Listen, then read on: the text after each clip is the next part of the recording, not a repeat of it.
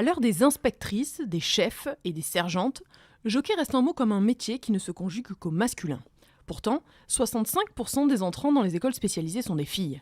Alors pourquoi des Christophe, des Maxime et des Pierre-Charles, mais pas de Michael, avec 2 L et un E?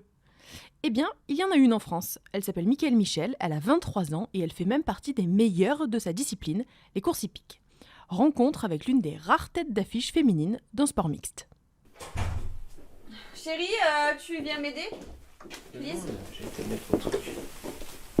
Donc tu veux quoi là? Bah, je sais pas. Comment faire? Tu t'as tes cheveux? Mhm. Tu vas refaire des petites bouclettes? Ouais, je vais refaire. Il est un peu plus de 18h30 ce vendredi 25 mai lorsque Michael Michel, 23 ans, enfile sa plus belle tenue de soirée. Moulée dans un fourreau noir et argent, aux accents japonais, la jeune femme se bat depuis 10 minutes avec la mèche rebelle d'une queue de cheval savamment orchestrée, quelques heures auparavant, chez un grand coiffeur parisien. Problème. Non, mais ma mèche là est moche. Eh ben, il faut la remettre. Eh ben, je fais que de faire ça depuis tout à l'heure, c'est moche. Non, là c'était bien là. Voilà. Là tu touches pas. J'ai peur d'avoir mal aux pieds. Je pense qu'il va falloir que je prenne des pansements. Bah, mais... Dans moins de 2 heures, ces stilettos à strass auront pour mission de porter son petit corps de jeune femme sur une estrade face à un parterre de professionnels des courses hippiques. Quelque part dans la campagne de Gouvieux, un nom de son travail sera honoré par un trophée, la cravache d'or. Elle est magnifique. Écoutez, c'est une tuerie. Ouais, c'est un grand jour. C'est la première fois qu'on récompense une femme en tant que meilleure femme jockey de l'année avec un beau trophée qu'on appelle la cravache féminine. Donc, ouais, beaucoup d'émotions et beaucoup de stress et très hâte. On part là. Pour fêter ça, toute sa famille a fait le déplacement depuis son Var natal jusque dans l'Oise, même sa maman. Beaucoup d'émotions, beaucoup de fierté pour ma fille. Après, je sais pas, ouais, c'est de la joie, de la fierté. On se rend pas compte, pas trop du milieu, donc on se rend pas compte de tout ce que ça peut signifier pour elle. Mais beaucoup de fierté. Je dois vous faire un aveu. J'ai moi aussi rêvé d'être jockey un jour. Quoi de plus beau que revêtir les habits de lumière. Nous allons débuter cette soirée. J'ai l'honneur de vous annoncer ce gala des courses 2019 ouvert. Ce vendredi 25 mai 2019, à l'occasion du 70e Gala des courses, l'association des jockeys offrira pour la première fois de son histoire une cravache d'or féminine à Michael Michel pour avoir terminé première femme jockey française au nombre de victoires en 2018. Un moment historique pour cette petite blonde et son agent, Frédéric Spanu. Une fille, c'est une fille. Ils n'ont pas dans la tête cet état d'esprit qu'elle peut faire comme un homme. Oui, c'est peut-être vrai, mais occupe-toi-en. Ça demande plus d'attention, plus de formation. Mais si on va dans ce sens-là, dans 10-15 ans, ça sera pareil pour tout le monde. On ne fera plus la différence. Mais comme dans plein de choses qui devient d'un seul coup une nouveauté dans n'importe quel sport ou métier, c'est toujours très difficile. On va parler des femmes. Quand ça commence à performer dans n'importe quel métier, le football il y a encore quelques années, ben vous rencontrez beaucoup de barrières à cause de ces a priori. C'est une fille, ça va être trop difficile, il y a trop de physique, machin. Et donc c'est celles qui sont là en train de faire changer les choses, qui payent. Certaines y arrivent, d'autres non, mais c'est toutes celles qui, pendant ce temps-là, font changer les choses et qui vont pas récolter vraiment beaucoup de lauriers ou beaucoup d'argent pour certains sports, qui vont permettre aux futures femmes de tous ces sports-là, et entre autres les chevaux, de réussir peut-être autant qu'un homme dans les 10-15 ans qui viennent. Mais ça aura démarré l'année dernière, plus ou moins, sans oublier les autres aussi qui étaient là avant. Mais c'est plus facultatif, il y en avait une de temps en temps qui était très douée, il y en a eu 2 je crois chez Jean-Paul Gallorini, à quelques années d'écart. Il y a eu aussi chez Monsieur Zilbert dans les années 80, Caroline Lee, pareil, qui montait aussi, mais c'était toujours lié à un entraîneur. C'était pas vraiment comme Michael qui d'un seul coup est devenu freelance, qui a monté avec tout le monde. Enfin, c'est la première fois que ça arrive, un ou une apprentie freelance qui casse tous les records en n'ayant pas de patron. On a minimisé l'expo en fait. C'est tout juste incroyable. On se rend pas compte, mais avec le recul on s'en rendra compte. C'est tout juste improbable. La difficulté de monter à cheval contre les hommes, c'est les meilleurs jockeys du monde. Qu'on le veuille ou non. Enfin, je sais pas comment l'expliquer. Je le sais puisque j'ai monté 23 ans avec eux. Je sais ce que c'est au quotidien, la difficulté que c'est. Il a fallu se battre pour cette cérémonie qu'il y a ce soir de la cravache d'or pour les hommes. Ça va être la première édition pour une femme d'avoir une cravache féminine. Il a fallu se battre, les médias et ainsi de suite, sinon on ne l'aurait pas eu, parce qu'il faut dire la vérité. Mais c'est pas que pour Mickaël ce soir, c'est pour toutes les filles qui viendront. Une distinction féminine dans un sport mixte. L'idée peut paraître étonnante, mais pas pour Frédéric Spanu qui, du haut de ses 45 ans, dont 30 passés dans les courses hippiques, a eu le temps de se faire un avis sur la question. Je pense que c'est nécessaire pour une partie de vie. C'est le début, il la faut. Mais je pense que elle, comme les autres, et comme moi d'ailleurs, il faut commencer par ça. Donc, ce que vous venez de dire, on se bat contre les hommes, mais on a une distinction pour être la meilleure des femmes, mais en espérant que progressivement, comme j'ai dit tout à l'heure, elle soit reconnue comme un jockey tout à fait normal. Et là, on pourra se passer de ça, à condition qu'elle soit utilisée comme les hommes. Mais il faut une base de travail. Il faut commencer toujours par quelque chose. Et peut-être que dans 10-15 ans, on pourra se permettre d'enlever ça. Et parce qu'il y en aura peut-être une qui deviendra aussi bonne que Mickaël ou que ses collègues, je peux citer Eon, je peux citer Paco, Santiago qui est là depuis 25 ans, Vélon qui est jeune, qui arrive, Waldozer, toute cette jeune génération. Il y en aura peut-être d'autres encore. Et puis elles vont monter de plus en plus et elles seront respectées, elles auront des vrais patrons, elles monteront dans une écurie de 100 chevaux et elles pourront rivaliser pour la cravache d'or. Mixte, une vraie, la seule, entre guillemets. Mais là on peut pas parler de ça. Il s'arrête ici. Il s'arrête là.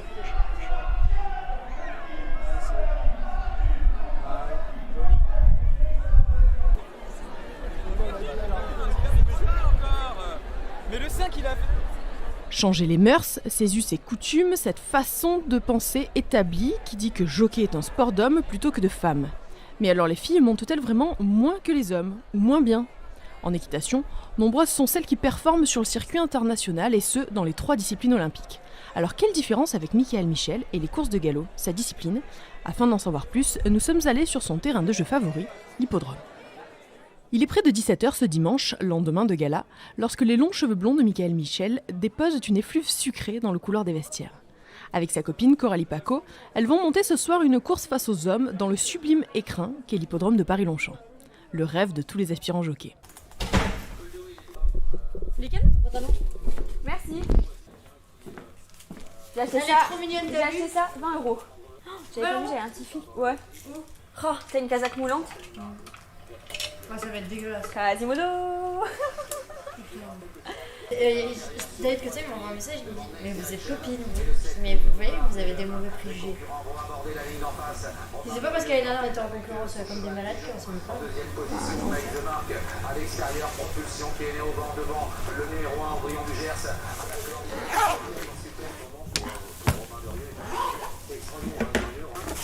c'est parti.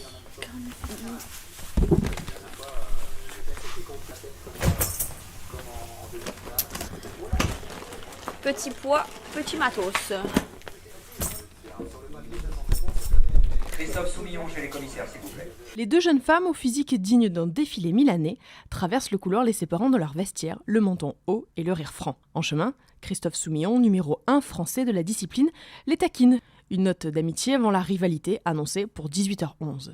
À cette heure-ci, fini les courtoisies. Malgré les 14 cm et les 10 kg qui les séparent, il n'y aura plus aucune galanterie. Moi, je fais mon travail avec des œillères, j'essaie de me concentrer sur mon travail, je ne m'occupe pas trop de ce que font les autres. C'est sûr, quand on voit quelqu'un bien réussir et que sa réussite peut être insolente, on essaye d'analyser la chose pour savoir pourquoi ça va mieux que les autres. Mais après, moi, je fais mon travail tous les jours. Au quotidien, je ne cherche pas à m'occuper des autres. On est tous doués dans quelque chose. Maintenant, voilà, il faut s'inspirer parfois des meilleurs et je pense que je l'ai fait quand j'étais jeune. Aujourd'hui, j'aime bien être entouré de bons jockeys, ça nous demande à rester concentré et être au boulot constamment.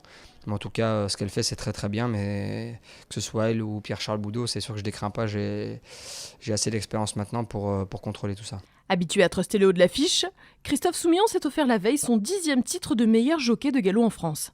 Une distinction qui honore une année 18 bien mal commencée pour le compétiteur qu'il est, tenu en respect tout le premier trimestre par une femme. Une première. C'était très impressionnant de voir qu'une jeune femme avec peu d'expérience comme elle soit capable de gagner autant de courses en si peu de temps. Maintenant, c'est sûr que ça a été tellement vite à cette époque-là de l'année que derrière, malheureusement, ça a été un petit peu moins vite en fin de saison. Mais c'est sûr que ce qu'elle a fait, c'est un réel exploit. C'est très bien parce qu'on sait qu'il y a énormément de femmes qui travaillent dans ce métier et qu'elles ont tout à fait le droit de de réussir. Donc le fait qu'au départ elles aient reçu cette grosse décharge a fait beaucoup de bien. Maintenant, est-ce que sur le long terme cela va marcher? Ça c'est une autre question, mais je pense qu'elles en ont bien profité au bon moment en tout cas. La décharge, c'est une mesure très controversée dans le milieu des courses, permettant aux femmes de monter un cheval de niveau similaire à un poids inférieur par rapport à un homme. Moins lesté, l'animal est censé pouvoir aller plus vite et les filles devenir des jockeys plus attractifs pour les entraîneurs et les propriétaires. Christiane Head, l'une des premières femmes entraîneurs du pays, a contribué à mettre en place cette mesure et elle nous explique pourquoi.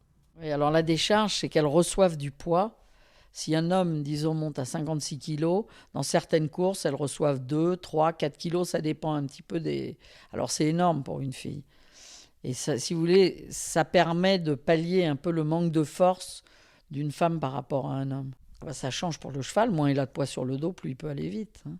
C'est un avantage, quand vous avez un apprenti femme qui a sa décharge d'apprenti plus la décharge de la femme, ça peut aller jusqu'à 5 kilos, c'est énorme.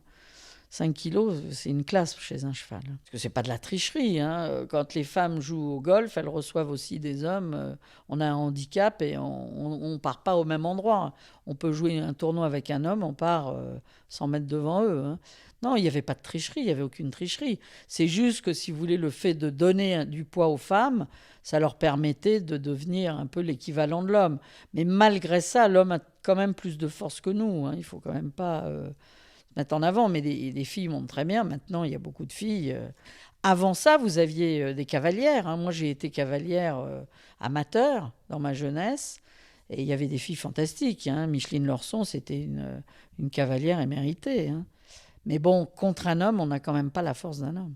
Michel, qui est une des têtes de liste, il faut arriver là où elle est arrivée. Elle monte très bien. Et puis, il n'y a pas qu'elle. Je vous ai cité celle-là, mais il y en a d'autres. Aujourd'hui, il y a beaucoup de filles qui montent très bien. C'est bien d'avoir ouvert, mais c'est même pas encore assez, parce que dans les grandes courses, vous en voyez rarement monter. Vous les voyez dans les handicaps, dans les réclamés, dans les courses de tous les jours. Mais quand il s'agit de monter les grandes courses, il y a peu de propriétaires qui, pour le moment, accepteraient de mettre une femme vis-à-vis d'un Soumillon, un Pellier ou Boudot ou ces gars-là, ou Maxime Guyon.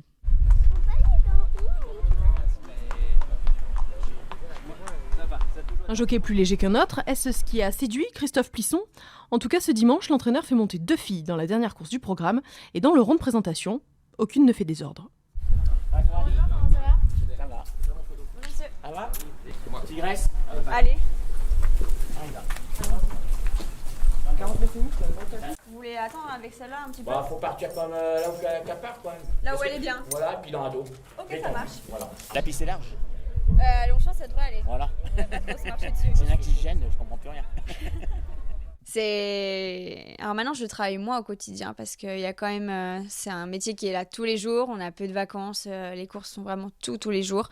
Donc quand je monte pas, je continue à travailler mon physique, mais lorsqu'il y a les jours de course, je reste quand même plus cool. C'est beaucoup de courses à pied pour travailler le souffle. Ensuite, je fais du cheval mécanique. C'est un cheval qui est fait en plastique et de ressort qui reproduit les mouvements du cheval, où on peut bien s'entraîner pour la technicité et le souffle, les muscles. C'est vraiment un très bon exercice pour apprendre et continuer d'apprendre. Et ensuite, c'est pompe, abdos, gainage, du foot, de la natation, tout ce qui s'ensuit.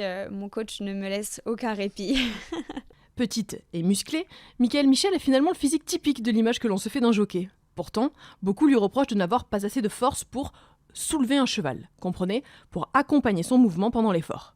Une affirmation qui hérisse le poil de Coralie Paco, copine du vestiaire et rivale en piste. C'est ce qu'on dit tout le temps, c'est la question majeure des courses. Les filles ont moins de force que les hommes, alors les filles doivent moins monter ou monter des moins bonnes courses parce que on leur donne la décharge pour qu'elles soient équitables. Dans les bonnes courses, il n'y a pas de décharge. Je pense pas que c'est une question de force, je pense que c'est une question d'expérience.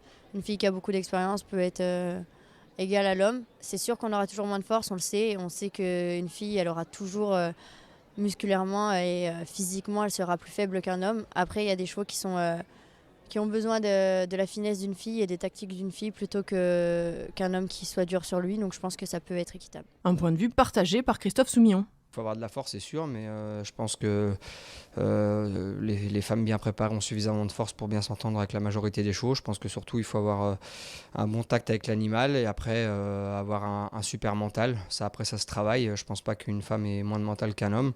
Après, c'est sûr que physiquement, dans n'importe quel sport, on peut le voir, une femme a 20 à 30% de masse musculaire en moins et on voit que sur les performances, ça se ressent surtout en athlétisme ou en vélo ou autre.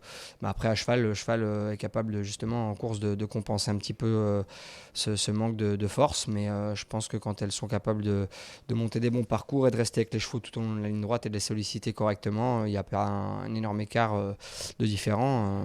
Après maintenant, ce qu'il faut, c'est avoir de l'expérience et avoir la chance de monter des bons chevaux et être au bon moment, au bon endroit. Mesdemoiselles, on vous souhaite bonne chance. À tout à l'heure, on espère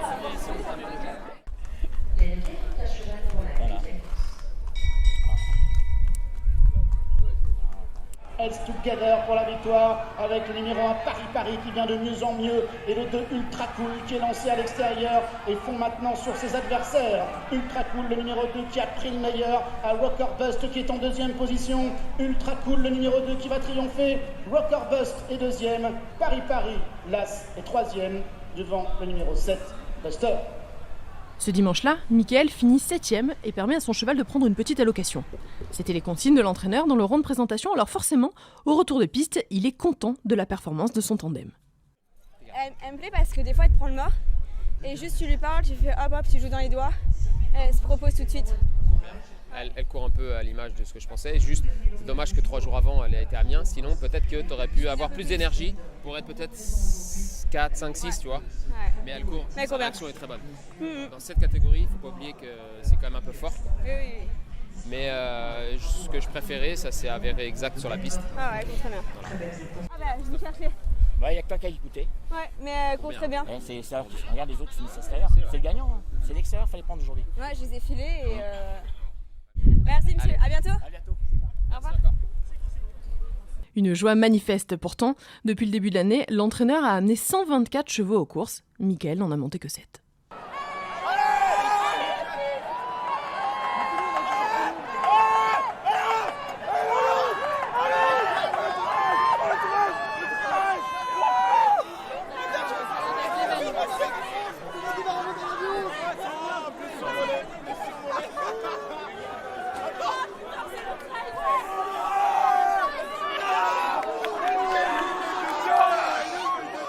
Pour comprendre un peu mieux la place des femmes dans ce sport mixte, je décide de partir à la rencontre de Christiane Head. Issue d'une grande famille des courses hippiques, elle décide en 1977 d'acquérir l'une des premières licences françaises d'entraîneur de chevaux, octroyée à une femme, un témoin idéal. Moi, j'ai jamais eu aucun moment l'impression que les hommes percevaient mal le fait que j'entraîne. J'ai jamais ressenti aucune hostilité de la part des hommes, ni de mon personnel, qui était masculin à l'époque, parce qu'il y avait très peu de femmes dans les courses, ni des propriétaires. La preuve, c'est que j'entraînais même pour les Arabes. Donc, les femmes chez eux, on ne les voit pas beaucoup. Hein.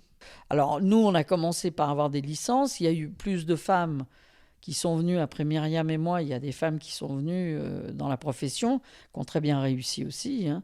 Corinne Barbe, et puis... Bon, il y en a pléthore maintenant. Il y a beaucoup de filles qui entraînent, qui gagnent beaucoup de courses et elles sont très bien. Hein. Vous savez, l'entraînement proprement dit, on n'a pas besoin de force physique. Hein. C'est ce que vous voyez, c'est vos yeux, c'est la façon dont on a appris à travailler. Monter en course, c'est différent. C'est beaucoup plus physique.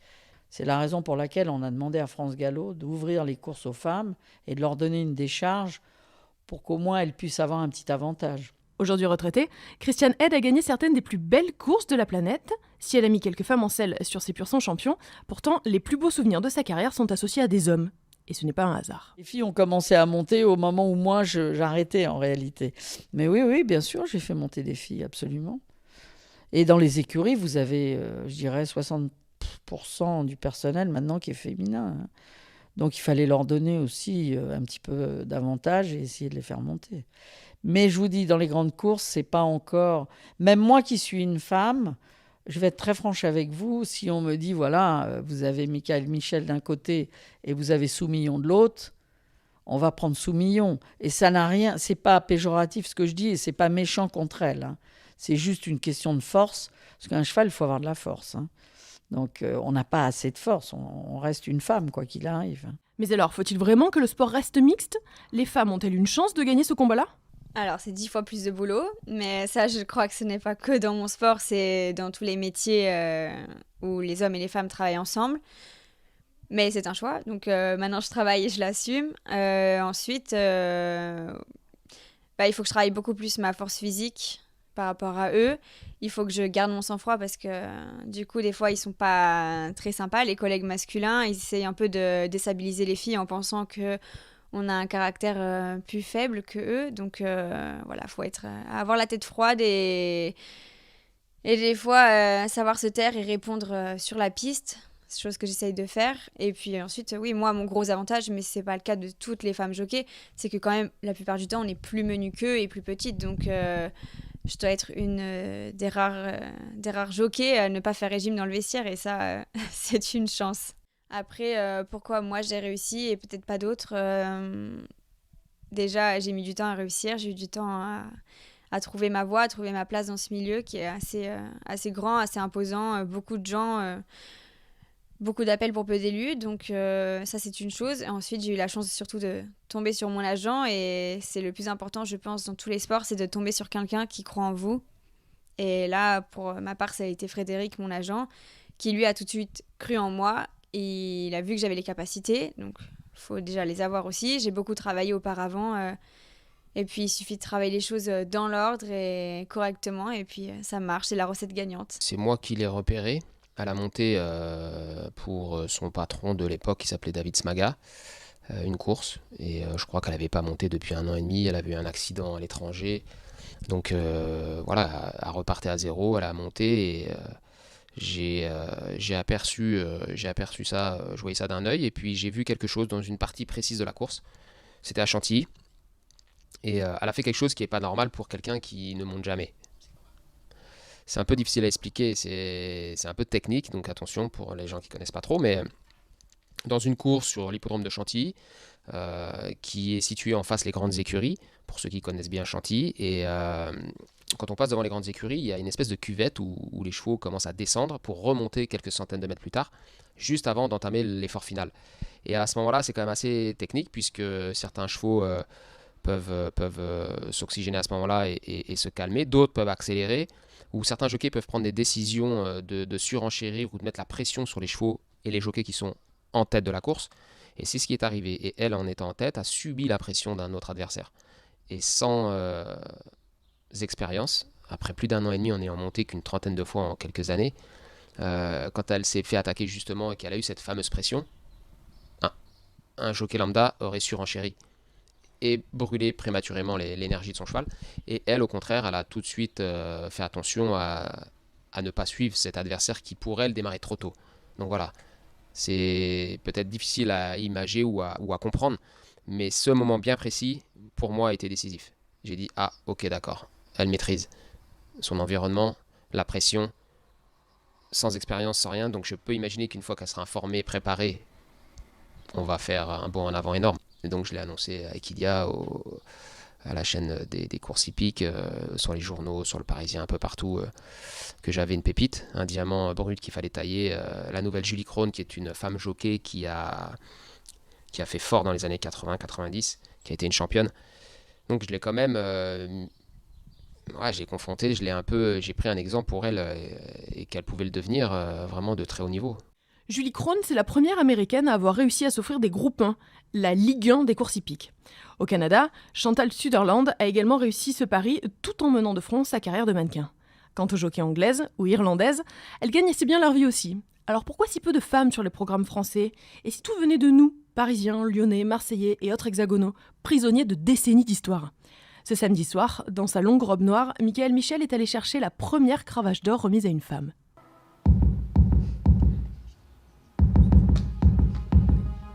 J'ai pas vu le temps passer, beaucoup de bons moments, des moments aussi un petit peu plus délicats, un peu plus durs. C'est donc Attilas qui s'impose, le doublé pour Michael Michel. J'adore me surpasser dans le sport, physiquement, j'aime aller au bout des choses et ça peut être tellement dur et tellement beau la seconde d'après. Je veux marquer mon nom dans l'histoire des courses, que ce soit en France ou à l'étranger, et repousser les limites et emmener les femmes là où elles ne sont jamais allées.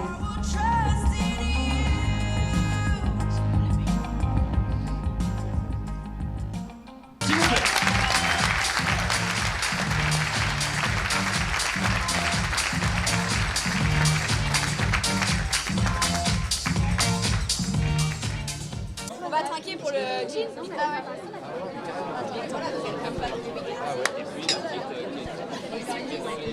Girl power. Elle est très lourde, elle est en or et ils ont repeint délicatement sur le dessus une fine couche de rose pour la dédicace de la touche féministe. C'est plutôt sympa et ça fait plaisir de se dire qu'on va pouvoir accrocher ça au-dessus de sa cheminée comme ils font tous les grands jockeys. Comme tous les grands jockeys. Les grandes jockeys? Joquettes? Femmes jockeys? Mais comment on dit d'ailleurs? Alors moi j'appelle ça un jockey parce que je fais le même métier qu'eux et je monte avec eux, les cours sont mixtes. Sur ma licence il y a écrit jockey. Maintenant eux veulent nous appeler les femmes jockeys et nous différencier. C'est un autre combat qui est en cours. Pour l'instant, un jockey femme. Alors, une joquette, mais c'est pas beau. Si. Pourquoi pas? Une joquette. Jockey. Un jockey EYE. Joquette, je suis pas fan. Mais si tu leur dis ça, ils vont gueuler. Hein. À mon avis, ça va pas leur plaire. Non, je pense qu'il faut... On va peut-être pas aller jusque-là, on va garder quand même un petit peu de calme, on va dire toujours. On va essayer de dire un jockey. Elles aiment bien quand on dit un jockey.